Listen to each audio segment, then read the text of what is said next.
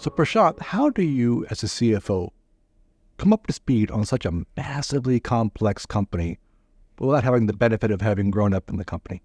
What I did in joining Uber is I relied on a pretty broad network of external folks in those few weeks leading up to my start date and just early days in the company.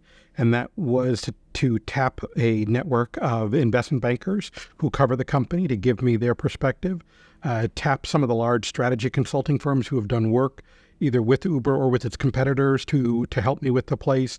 I reached out to a number of investors on a one-way basis where I said, I can't answer questions for you, but I'd like you to help me understand what are you looking for in the next CFO? What are your concerns about how the company's being positioned and what you'd like to see different?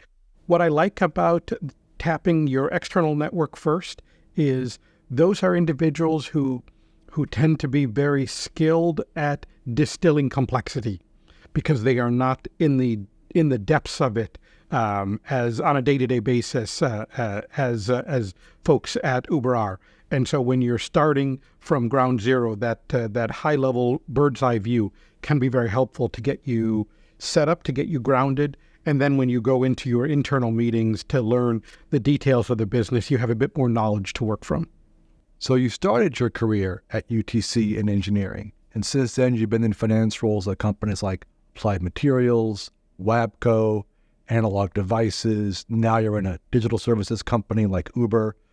How do you sort of span those different industries, and what's been the common thread? For CFO roles, my experience has been that you tend to rely a tremendous amount on pattern recognition.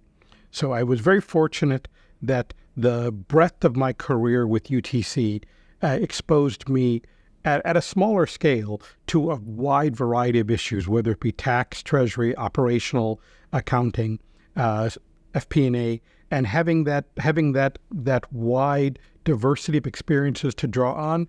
As I moved through my careers, it tended to be more zeros, larger numbers, but those same problem-solving skills and that same approach to how do you tackle a problem could be applied at larger and larger scales. And really at Uber, some of the challenges that we're dealing with are real orders of magnitude more than what I've seen in other companies, and given some of the complexities of operating Uber.